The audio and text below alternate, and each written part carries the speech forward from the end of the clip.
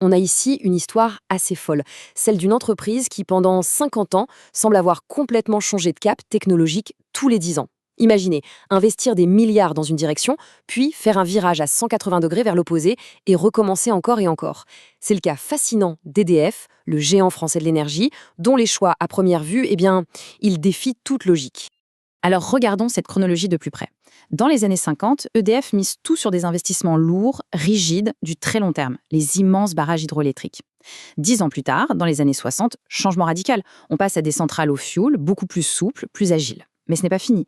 Années 70, retour en force des investissements massifs avec le programme nucléaire, le plus lourd de tous.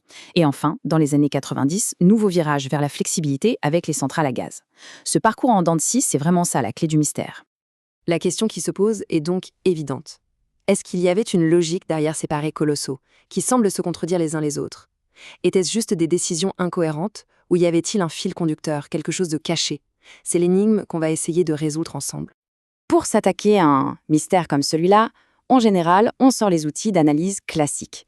Et il se trouve qu'il existe une théorie très célèbre qui est censée expliquer précisément ce genre d'évolution technologique dans une industrie. Ce fameux modèle, c'est celui d'Abernathy et Utterbach.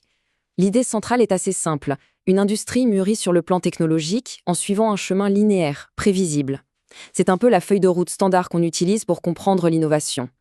Le modèle décompose tout ça en 3 grandes étapes. D'abord, il y a la phase dite fluide, plein de concurrents, l'innovation se fait sur le produit, les équipements sont flexibles. Ensuite, on passe à la phase de transition. Un design dominant finit par s'imposer, et là, on se concentre sur l'amélioration des processus de fabrication.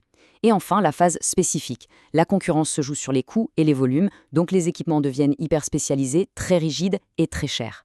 La trajectoire est donc claire, on va toujours du flexible vers le rigide. C'est une voie à sens unique. D'ailleurs, cette citation des créateurs du modèle le résume parfaitement. Ils nous promettent une évolution cohérente et prévisible. C'est un modèle presque déterministe. Gardons bien ça en tête parce que c'est là que les choses vont devenir vraiment intéressantes. Bon, maintenant, le moment de vérité. Appliquons ce beau modèle, si bien ordonné, à la réalité un peu chaotique de l'histoire d'EDF. Voyons ce qui se passe.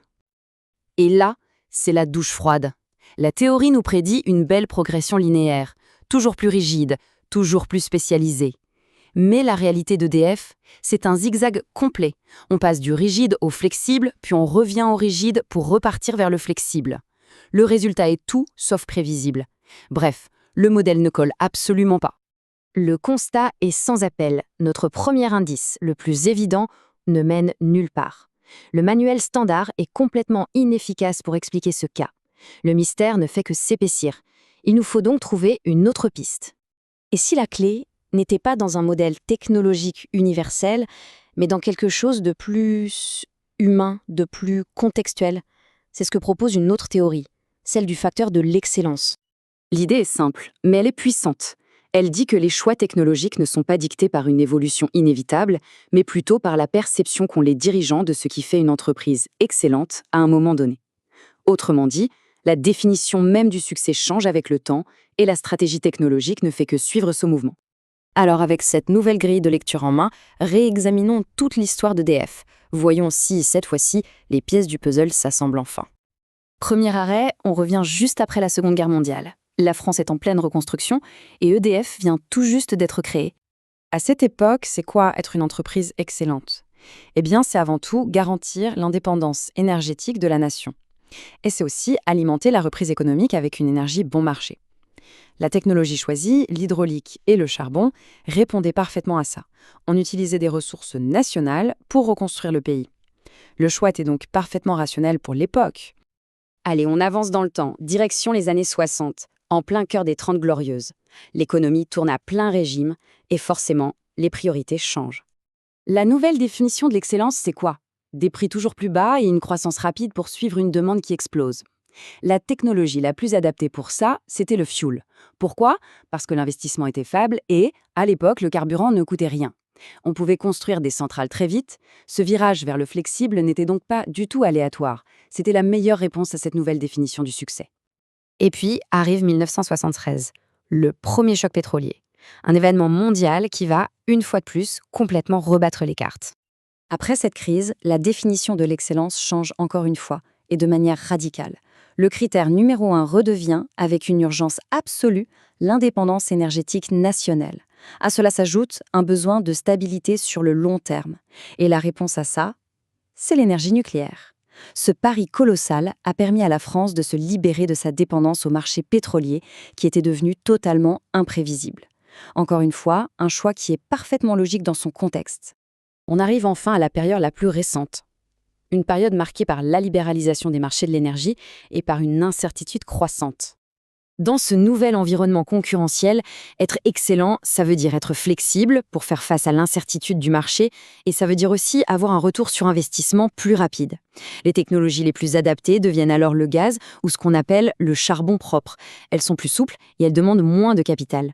Ce dernier zigzag est donc lui aussi une réponse tout à fait logique à un monde qui a, encore une fois, changé. Et voilà, tout s'éclaire, l'énigme est résolue. Les choix d'EDF n'étaient ni incohérents ni irrationnels. C'est simplement la définition du succès de ce qu'est une entreprise excellente qui n'a cessé d'évoluer en fonction du contexte historique, politique et économique. Et l'entreprise, elle, a été poussée à s'adapter en permanence. Alors, au final, quelle est la grande leçon à retenir de toute cette histoire, une leçon qui va bien au-delà du cas d'EDF? Eh bien, la première leçon, c'est que les modèles théoriques sont des cartes, mais ce ne sont pas le territoire. La réalité est toujours plus complexe. Deuxièmement, la meilleure technologie dans l'absolu, ça n'existe pas. Tout dépend toujours de l'objectif qu'on poursuit. La stratégie, au fond, c'est simplement l'art de s'adapter à une définition du succès qui change tout le temps. Et donc, pour comprendre les choix, il faut toujours chercher le but derrière. Et tout ça nous amène à une dernière question, une question pour aujourd'hui.